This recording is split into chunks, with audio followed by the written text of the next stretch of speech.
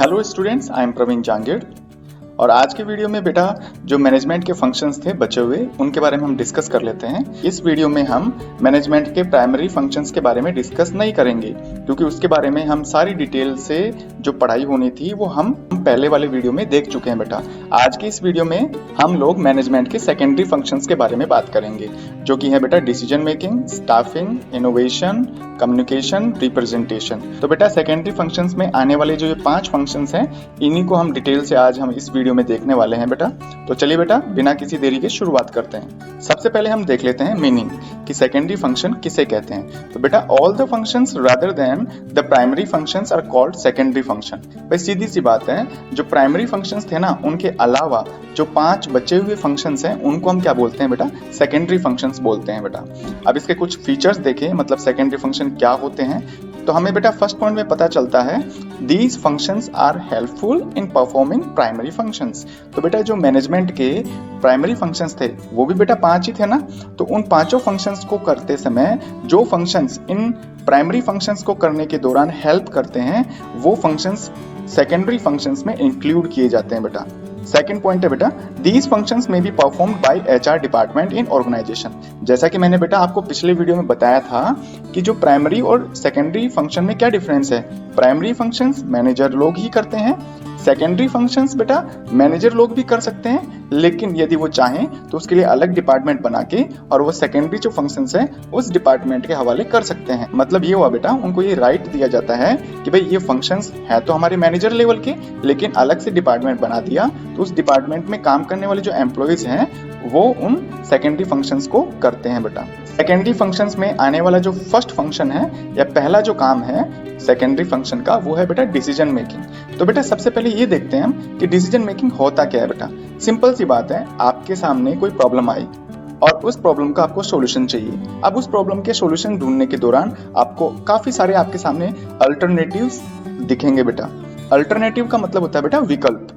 तो कुल मिलाकर बात ये हुई बेटा कि decision making is choosing the best alternative out of available alternatives. तो बेटा जितने भी हमारे पास में विकल्प मौजूद होते हैं, जितने भी अल्टरनेटिव हैं, उन सभी अल्टरनेटिव में से बेस्ट अल्टरनेटिव ढूंढना जो कि हमारी ऑर्गेनाइजेशन के लिए काफी ज्यादा इंपॉर्टेंस रखने वाला है। इस चीज को हम क्या बोलते हैं बेटा, डिसीजन मेकिंग। अब जो मैनेजर के कुछ काम होते हैं जब वो डिसीजन मेकिंग कर रहा होता है तो उसके अंडर में जितने भी मैनेजर्स काम करते हैं ना, तो वो कुछ काम बेटा इस तरह से हैं।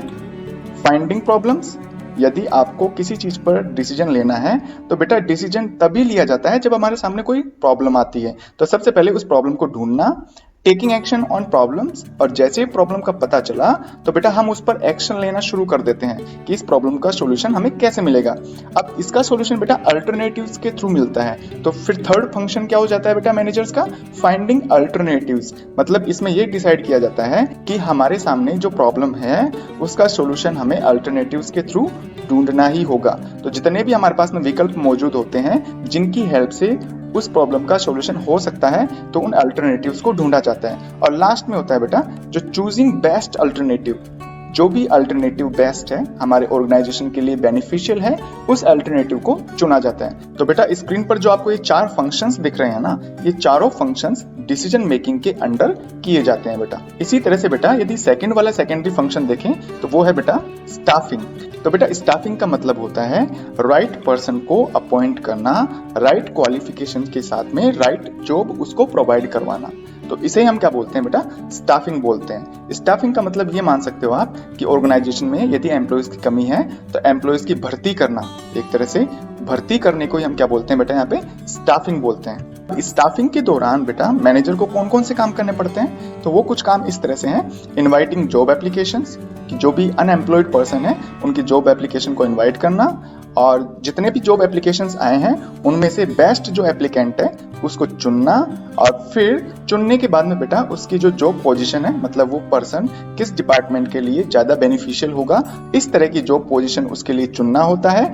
और जॉब पोजीशन चुनने के बाद में उसको ट्रेनिंग दी जाती है। ट्रेनिंग देने के बाद में उस एम्प्लॉय को उनकी ड्यूटीज वगैरह दे दी जाती है कि भाई आपको ये काम करना होगा। और लास्ट में बेटा उनको ये भी बता दिया जाता है कि आपकी अथॉरिटीज ये होंगी और आपकी रेस्पॉन्सिबिलिटीज ये होंगी। तो ये जो सारे 6 काम लिखे हुए हैं ना बेटा, वो एक मैनेजर को स्टाफिंग के दौरान करने होते हैं। इसी तरह से थर्ड वाला सेकेंडरी फंक्शन है बेटा इनोवेशन। तो बेटा इनोवेशन का मतलब क्या होता है, इसको समझने के लिए हम इसकी मीनिंग को पढ़ते हैं। तो बेटा innovation means to discover new technology and methods, नई नई जो तकनीक है, नए नए जो तरीके हैं उनको डिस्कवर करना, उनको खोजना, टू डू द बिजनेस करने के लिए, सो दैट ताकि an organization can give maximum satisfaction to its customers, ताकि एक ऑर्गेनाइजेशन या जो एक बिजनेसमैन है वो अपने कस्टमर्स को ज्यादा से ज्यादा सेटिस्फाई कर पाए। इसके लिए बेटा एक मैनेजर को इनोवेशन भी करना होता है, मतलब नई चीजों को खोजना, नई तकनीकों का विकास करना, ये सब काम बेटा बिजनेस के लॉन्ग टर्म के फायदे के लिए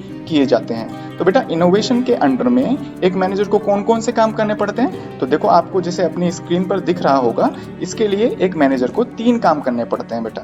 तो फर्स्ट जो काम है वो है टू मेक R&D डिपार्टमेंट। बेटा R&D का फुल फॉर्म होता है रिसर्च एंड डेवलपमेंट डिपार्टमेंट। तो बेटा मेनली जो इनोवेशन का काम होता है ना, नई नई टेक्नोलॉजी को खोजना, नए मेथड इजाद करना, तो ये सारे काम कौन से डिपार्टमेंट करते हैं, R&D डिपार्टमेंट। इसकी फुल फॉर्म है बेटा रिसर्च एंड डेवलपमेंट डिपार्टमेंट। फिर वो डिपार्टमेंट क्या काम करता है, to research new methods and to develop new technology, नए नए तरीकों को इजाद करना, नए नए तरीके बताना, ताकि उन तरीकों में ऑर्गेनाइजेशन का खर्चा भी कम आए, प्रॉफिट भी ज्यादा हो और जो कस्टमर्स हैं वो ज्यादा से ज्यादा सेटिस्फाई हो जाएं। और इसी तरह से डेवलप न्यू टेक्नोलॉजी, जैसा कि बच्चों आपको पता है आज का जमाना टेक्नोलॉजी का जमाना है, और इनोवेशन के जो टॉपिक को है ना बेटा, मैंने आपको पिछले वीडियोस में शायद 2 या 3 वीडियो से पहले वाले वीडियोस में मैंने आपको ये इनोवेशन वाला टॉपिक अच्छी तरह से समझाया है। यदि आपने वो वीडियो नहीं देखा है अब तक तो बेटा उस वीडियो को आप जरूर देखिएगा। और बेटा इसी तरह से यदि हम फोर्थ वाले सेकेंडरी फंक्शन की बात करें तो बेटा वो होता है कम्युनिकेशन। तो सबसे पहले कम्युनिकेशन क्या होता है इसको हम समझ लेते हैं बेटा। Communication means exchanging of views, ideas and information between the management and employees. तो बेटा सबसे पहले आप इस बात का ध्यान रखिएगा कि एक बिजनेस में या एक ऑर्गेनाइजेशन में एक तरफ तो मैनेजमेंट वाले काम करते हैं और दूसरी तरफ एम्प्लॉइज काम करते हैं। एम्प्लॉइज को हम बेटा सबऑर्डिनेट भी कह सकते हैं। तो बेटा कम्युनिकेशन में क्या होता है, मैनेजमेंट और एम्प्लॉइज इन दोनों के बीच में कम्युनिकेशन या जो उनके विचार हैं, उनके सजेशंस हैं, उनकी जो कंप्लेंट्स हैं वो मैनेजमेंट से एम्प्लॉइज और एम्प्लॉइज से मैनेजमेंट को पहुंचानी पड़ती है। तो मतलब एक तरह से हो गया इन्फॉर्मेशन सही समय पर अलग अलग डिपार्टमेंट में भेजना, ये काम होता है मैनेजमेंट का। और एम्प्लॉइज के कुछ सजेशंस होते हैं, उनकी जो कंप्लेंट्स होती है वो जो हायर अथॉरिटीज हैं या जो मैनेजर्स लोग हैं उनको भेजी जाती है ताकि वो उनकी प्रॉब्लम का सॉल्यूशन टाइम रहते हुए कर दें। अब बेटा आपको ये जानना होगा कि एक मैनेजर जो होता है वो कम्युनिकेशन के अंडर में आने वाले कौन कौन से काम करता है। तो फर्स्ट है बेटा ट्रांसमिशन ऑफ मैसेजेस, मतलब जो भी सूचनाएं होती है सबऑर्डिनेट या एम्प्लॉइज के लिए उनको आदान प्रदान करना, गिविंग ऑर्डर्स और टाइम टाइम पर जो भी काम करवाना है उसके लिए या उससे संबंधित या उसके रिगार्डिंग जो ऑर्डर्स होते हैं वो सबऑर्डिनेट्स को पास ऑन करना, टेकिंग सजेशंस। इसी के साथ में यदि सबऑर्डिनेट्स कुछ सजेस्ट करना चाहते हैं चीजें तो उन सजेशंस को एक्सेप्ट करना और एम्प्लॉइज के बीच में या डिपार्टमेंट्स के बीच में जो भी मिसअंडरस्टैंडिंग है उसको रिजोल्व करना। तो ये कुछ ऐसे फंक्शंस हैं जो एक मैनेजर को कम्युनिकेशन के अंडर में करने पड़ते हैं बेटा। और लास्ट सेकेंडरी फंक्शन है बेटा रिप्रेजेंटेशन। बेटा रिप्रेजेंटेशन का मतलब होता है to represent the organization while dealing with outside groups. तो बेटा रिप्रेजेंटेशन का मतलब होता है कि एक मैनेजर बाहरी लोगों से जब मिले तो वो अपने बिजनेस की तरफ से उनके साथ में कैसा डील करता है, इसे हम बोलते हैं बेटा रिप्रेजेंटेशन। बेटा आपको पता है ना कि जो बिजनेस है या जो बिल्डिंग है या जो जिस भी तरह का ऑर्गेनाइजेशन है वो खुद चल फिर तो सकता नहीं है, तो उसकी तरफ से कोई ना कोई डील करने वाला होना ही चाहिए आउटसाइडर से, या जो बाहरी जो लोग हैं उनके साथ में डील करने वाला तो होना ही चाहिए। तो उनके साथ में डील करने के लिए किसको अपॉइंट किया जाता है बेटा, एक मैनेजर को अपॉइंट किया जाता है ताकि वो अपने बिजनेस की तरफ से जो भी काम होते हैं वो कर पाए और बाहरी लोगों को ये पता चल सके कि भाई हाँ उस फर्म की तरफ से या उस कंपनी की तरफ से या उस ऑर्गेनाइजेशन की तरफ से एक बंदा यहाँ पे आया हुआ है। तो बेटा इसी काम को हम क्या बोलते हैं, रिप्रेजेंटेशन। तो बेटा रिप्रेजेंटेशन के दौरान मैनेजर को क्या क्या काम करने पड़ते हैं, तो फर्स्ट है बेटा टू मेंटेन गुड रिलेशनशिप। अभी जो गुड रिलेशनशिप है वो किसके साथ मेंटेन करता है, आउटसाइडर्स से। मतलब कहीं पे भी मीटिंग में जाना हो तो उनके साथ में अच्छे रिलेशन बना के रखना। और बेटा सेकंड जो काम होता है ना एक मैनेजर का वो होता है मीटिंग्स को अटेंड करना समय समय पर। और थर्ड काम है to keep in touch with unions, और जो भी वहाँ पे लेबर्स लोग हैं और जितने भी यूनियंस हैं या जितने भी ग्रुप्स हैं उनके साथ में कॉन्टेक्ट बनाए रखना। तो बेटा कुछ इस तरह से ये सेकेंडरी फंक्शंस थे। I hope that you have understood very well.